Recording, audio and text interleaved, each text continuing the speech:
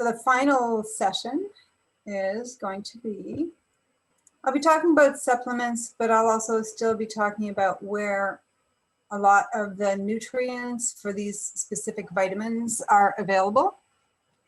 And the reason this becomes important right now is because, yes, winter is here. Our immune system just kind of naturally depletes a little bit when winter comes because we're not in the sun, so we're not getting the vitamin D. We tend to crave more of the heavier foods, not necessarily salads, you know, and raw vegetables where we get a lot of our vitamins and minerals.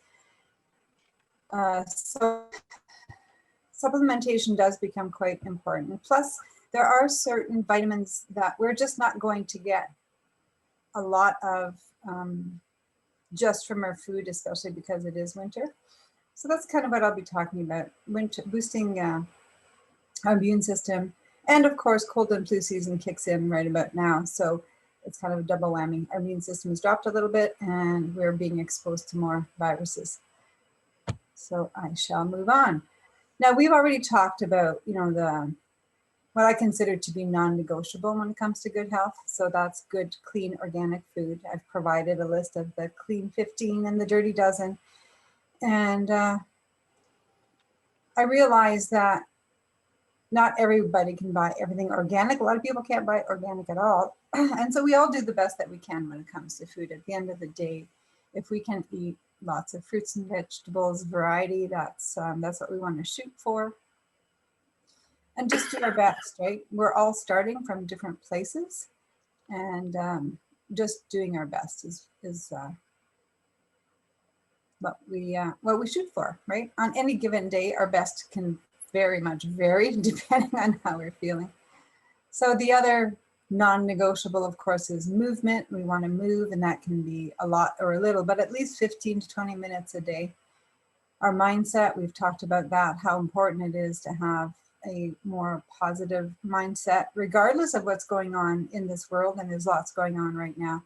And there's lots of tools that I've shared with regards to how we can do that. Meditation, yoga, Tai Chi, there's a lot of different things that we can do to maintain a better mindset, because that's so important to our gut health, which is connected to our immune system. Detoxification, we're exposed to a lot of different things, environmentally, emotionally, again, and our food can be considered toxic depending on what we're eating. So something as simple as just starting every morning with a big tall glass of water with lemon is a great way to start to detoxify. Just water and lemon all day long can really help to detoxify. And of course, even though water isn't on my list of non-negotiables, it's kind of like air for me, you know, something I take for granted, but I need it. And I need it regularly throughout the day. Nice clean water, and that can be water, tea, herbal teas. Our fruits and vegetables have a lot of water as well, and we forget that sometimes. We need good quality sleep, which I've also talked about, and I've talked about how to get good quality sleep, the different do's and things not to do before going to sleep. Because we definitely want 4 to 5 hours of that good, deep, it's called rapid eye movement sleep, where our body starts to heal, repair, all of those things, detoxify. Without sleep, we can't do that. And then, of course, finally, there are supplements that are quite important, especially in the winter, like I said. So we'll discuss that further. With regards to our gut health, I'm going to start there, because if we don't have gut health, we don't have a good immune system. 80% of our immunity is in our gut microbiome. So we want diversity, but good diversity. We have lots of good bacteria and we have some not so good bacteria. And as long as the good bacteria are in balance and we have more of those than the other guys, then we're good. So things like L-glutamine are going to really help to keep our gut lining and digestive system well repaired in good standing, so that it helps to fight off anything else that might damage our digestive system. And L-glutamine is found in a variety of things, especially cabbage. And L-glutamine is also in fish, turkey, and red meat, and that kind of thing. If you're not, if you don't eat meat, that's fine. Just eat lots of of vegetables. You can also buy L-glutamine in a powder form for people who are struggling with digestive issues, with leaky gut. I mentioned that before. Quite easy to take in the morning and at night with some water. Fermented foods are really important. Touched on that before again. I keep repeating these things because that's how important they are. So fermented foods are like sauerkraut, kefir, kimchi, any kind of fermented vegetables. You can ferment your own vegetables quite easily, and they're ready in 2 weeks usually, and they taste basically pickled. And of course, we want a rainbow of fruits and vegetables. The more diversity in color, the more diversity in vitamins and minerals that we're going to get. Again, ideally organic, but not always. If, like I said, there's the clean 15, which are 15 fruits and vegetables that you can eat and not worry about any kind of pesticides and herbicides. And ideally, we want to be eating as much of this raw as we can, because the more our fruits or vegetables are cooked, the more we lose the nutrients. And we need that fiber. And if we're cooking everything, then we're also losing the fiber. Bone broth is a great source of collagen and L-glutamine. So that's something that in the winter, we tend to go more towards soups. So it's a good time to have more soups in our diet. This is just a quote from a doctor who studies, pharmacology and toxicology. And he says that absolutely everyone should take supplemental vitamins. It's a myth that we can get all of our vitamins in our daily diet. And that's very true today. That wasn't necessarily true 50 years ago, but it certainly is today. Our food has been very much compromised in every way. So we definitely need to supplement for these reasons, of course. The foods we used to eat were loaded with vitamins and minerals.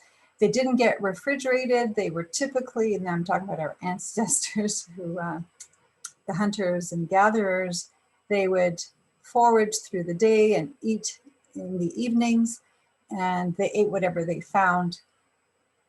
And it was pretty fresh, because it's whatever they found that day, that's what they ate. And we don't do that. We store things in the refrigerator. Goodness knows how old the stuff we buy in the grocery store is, how far it's come from. Was it green when it was picked? Was it sprayed to keep it from ripening too fast in its travels? Because when something is picked when it's green, it hasn't had an opportunity to develop all of the vitamins and minerals that it would if it stayed on the plant. So we're already starting with a depleted produce, just even the first day it gets into the grocery store. Our soil is extremely depleted, as we've talked about. We're not eating the same produce we used to. An apple today is really high in sugar. An apple 50 years ago wasn't nearly as high. It's been hybridized, the same with the wheat and a number of things. And the animals, the way they're raised, sadly, loaded with hormones and antibiotics. All of those things go into our body and affect our health as well, and our immune system. The so-called processed foods in boxes and lots of other containers. For me, I call those fake foods. If they've been highly processed, they're really not food anymore. They started with food, perhaps with real food, but then now it's been processed so much that there is no nutrients in it at all. And of course, our environment, lack of sunshine, chronic stress, they all play a role in depleting our immune system. So I'm going to start with vitamin C. It's an essential vitamin because our body doesn't produce it. There's a few vitamins that our body does not actually produce, and we need to get it from our food or from supplements if we don't eat enough of the lovely foods that do have vitamin C. As you can see, there's quite a variety of foods that have vitamin C, but we'd have to eat a lot of that every day to have the high amounts of vitamin C we need today, because it is winter, because we need to boost our immune system. The other thing about vitamin C is that it doesn't get stored in our body. We have what's called let's see, water-soluble vitamins and fat-soluble vitamins. Vitamin C is a water-soluble vitamin, which means that it flushes out of our body. So we can't keep it in our system, which is why we keep needing to eat more vitamin C or take vitamin C every day. It's critical for the repairing of our cells in our body. It's critical for everything because we need vitamin C to make collagen, and collagen is the building blocks of our body. It boosts our immune system, helps with iron absorption, and really accelerates wound healing.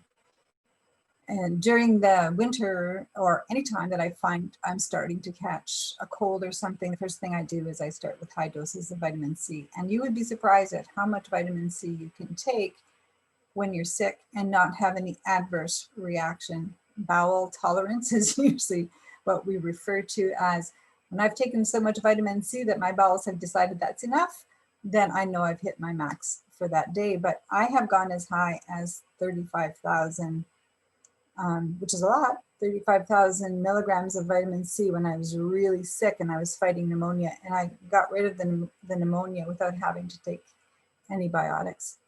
And it didn't take very long. It just took a few days, really. It took longer for my body to get strong again, but the symptoms of the pneumonia were gone pretty fast. And just of note, anyone who is a smoker, every time you have a cigarette, you're losing 50 milligrams of vitamin C. So if you're not eating these foods or supplementing, then your vitamin C levels are extremely low. So just keep that in mind, or if you know someone who is a smoker, there is no doubt that their vitamin C and vitamin E levels are extremely low. Well, vitamin D, of course, we know as the sunshine vitamin, and there aren't a lot of foods that actually contain vitamin D unless it's artificially added. So there are some things like milk, I think, has vitamin D in it. I don't know how bioavailable or absorbable that vitamin D is, but there are things like the small fish, sardines, herring, salmon, cod liver oil, and there's a little bit of vitamin D in egg yolks. Those all have vitamin D in it, but you have to be eating a lot of that vitamin D to get what we need. And in the wintertime, again, because we're not in the sun, our vitamin D levels get depleted pretty fast. And it's typically because of that low level of vitamin D that people start to experience the seasonal affective disorder. And they start to experience it a lot more by January, February, because by then we've had more days of no sunshine. And if you start with an already low level of vitamin D before you go into the winter, then there's a pretty good chance that your immune system is going to really struggle to stay healthy. And we need vitamin D for so many different things. And vitamin D is one of the recommendations when we are struggling with SAD, or seasonal affective disorders, and is used a lot for depression and mood regulating because it is that important. And I would highly recommend you get your blood levels tested for vitamin D. Not all doctors are so cooperative in doing that, but hopefully your doctor would do it, because 80% of the population is deficient or their levels are low. My son struggles with depression in Toronto, and I asked him to have his vitamin D levels, and sure enough, they were like basically in the red. So he started taking vitamin D. So we'll see when he gets tested the next time if he's taking enough, because it does take time for vitamin D levels to go up. So you can safely take right now probably 5,000 IUs of vitamin D, and you're going to be fine. That's still quite low. There's more and more research showing how important it is, and 5,000 IUs is not a high dosage for adults. So we'll get into magnesium. Again, a lot of people are depleted of magnesium, not just from the foods the lack of magnesium in the foods that we're eating, but because chronic stress seriously depletes the immune system. And if you're not sleeping well, it's going to deplete your immune system And ironically, what helps you to sleep is magnesium. It helps your nervous system, helps to calm down the brain, and helps your muscles. A lot of people who struggle with restless leg syndrome often find that taking magnesium before they go to bed at night is highly beneficial. And again, there's lots of foods that have magnesium in them. One of my favorites being chocolate, dark chocolate. So don't feel guilty when you're eating dark chocolate. Just tell yourself you're having some magnesium. We've talked about the essential fatty acids, which are really important for the brain, found in fish and also found in nuts and seeds primarily. And that they can be either eaten as the food or taken as supplements. And I do find that because it is an essential fatty acid, again, it's an oil that our body cannot produce. We do need to eat it or have it as a supplement in the form of fish oil or flaxseed oil.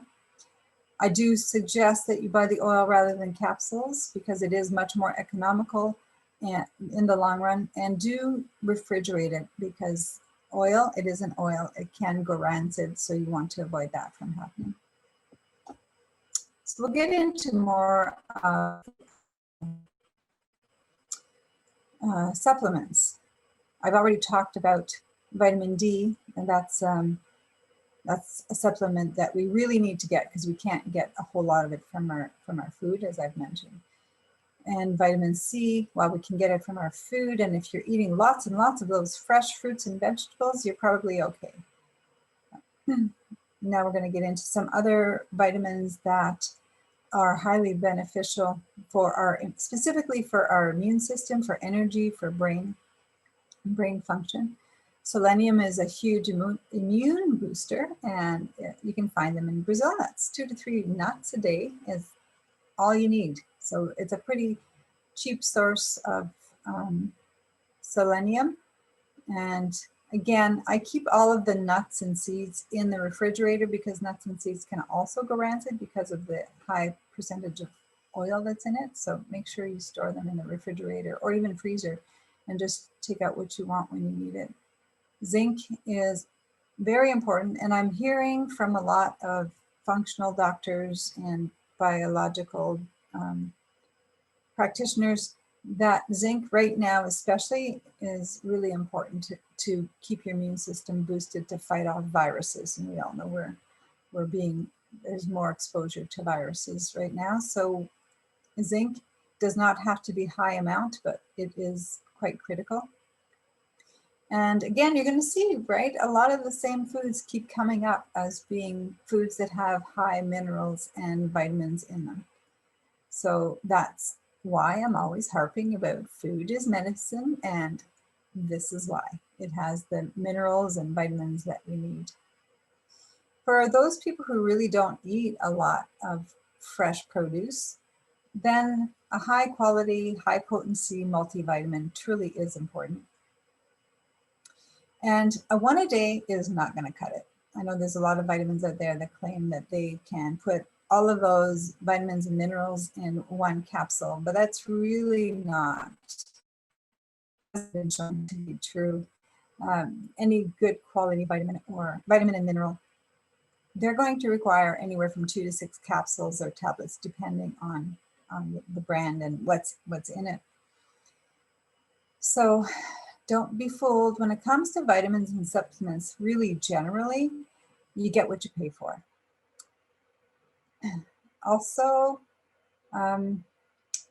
B complex is really important. B vitamins, and that's like the whole gambit, niacin, riboflavin, B12, there's a whole bunch of them. They're really important for brain function. And a lot of people who have adrenal fatigue find that it's highly beneficial because the adrenals are really critical for brain function. And also very good for people who are diabetics, and helps a lot with neuropathy, nerve damage. So it's a very important vitamin to take as well. Again, it's not, vitamins are, we want food to be the first our first source of vitamins and minerals, but that's not always possible. And then there are herbs. There are natural herbs that we cook with that we forget can be highly medicinal. Things we hear a lot about ginger and turmeric being anti-inflammatory, and really all disease is about inflammation. And if you don't have inflammation, then there's a good chance that that's going to reduce disease. And of course, lack of inflammation means a stronger immune system. So things like ginger, turmeric, garlic, we use those a lot, oregano, licorice root, also very good for the adrenal system, which is our stress, how we respond to stress. If our adrenals are exhausted, it takes very little for our stress levels to go up. These are often not so much, yeah, actually they are. These can also all be found in essential oils, which is why I've kind of touched on the essential oils. You can get essential oils that are ginger, turmeric, garlic, oregano, even licorice. Essential oils are used more to inhale and sometimes applied topically if we have areas of inflammation, but they are a very powerful tool to help with either boosting our immune system or helping us when we're sick. Same applies with holy basil, peppermint, chamomile, lavender. While all of those are available in tea form, they're also available as herbs, as spices, and as essential oils. And there's essential oils alone are a whole other subject, so I'm not going to go into those. So if you are familiar with them, then by all means use them as one of your tools in your medicine cabinet, because they are very powerful. Obesity and malnutrition often go hand in hand, which is kind of ironic when you consider people can be very overweight and still have malnutrition, because it's all about what you eat. Are you going to have foods in your diet that are high nutrition, or is it going to be processed foods with lots of sugar and lots of calories but no nutrients? And our body needs to use more vitamins and minerals to metabolize these fake foods or non-foods. So we're depleting our bodies twice as much when we're not eating the foods that we should be eating. So as Dr. Mark Hyman says, it's a double whammy. He does a lot with regards to information on diabetes and insulin resistance. So he's a great resource if you're looking for more information. So to sum it up, as I've said all along, food is medicine, and it should be our first line of defense, but it's not always, in a perfect world, that's not always what we can do. So we do our best, and we want to eat raw foods at least 51% if we can, because when we're eating foods that are cooked, our immune system, or foods that aren't really food, but more of the processed foods, our immune system doesn't recognize it as food. It recognizes that as some foreign object. Our immune system goes on the defense and it wants to start to protect itself. That affects the gut and it affects our health. If we're always eating foods that are cooked or microwaved or just not raw, then our body is in constant fight mode, and it starts to create a tremendous amount of inflammation, and the inflammation doesn't go away, and then we get sick. If we can, we want to try to incorporate fermented foods, and if we can't do that, then ideally probiotics. And the essential vitamins are vitamin D, C, and omega-3. Those are the ones that we have to get out of our diet and supplement, because we can't produce it. The multivitamin, as I mentioned, is if we're eating a really, really good clean diet, you can probably get away with not having a multivitamin. But the first three, vitamin C, D, and omega-3, we really need to be supplementing, especially in the winter. And I'd like to use this principle of rotation, and then maybe that's all that you can do as well. Because these supplements aren't cheap. You want to buy something that has good quality you want a good quality supplement, because if you don't have a good quality supplement, then you are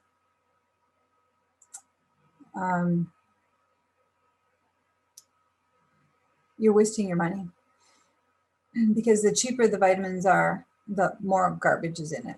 So you want to have, even if it's kind of middle of the road supplements, then that's a lot better than nothing at all. So I like to rotate. I might take a B complex, buy a bottle of that, and when that's done, then I might get a bottle of zinc and rotate, and then magnesium. And when you do that, you can kind of see how your body responds, because if you're going through a bottle of the supplements, that's enough time to see if it's beneficial. I shouldn't say beneficial or not, it's going to be beneficial, but often, especially B complex, you'll notice a difference right away. Magnesium, you'll notice a difference right away. And of course, if you can start cooking more with herbs and spices, they are all beneficial for a variety of different reasons. So that's it on supplements and boosting your immune system for overall health. I want to thank you all for being here, participating. It has been a lot of fun and my privilege.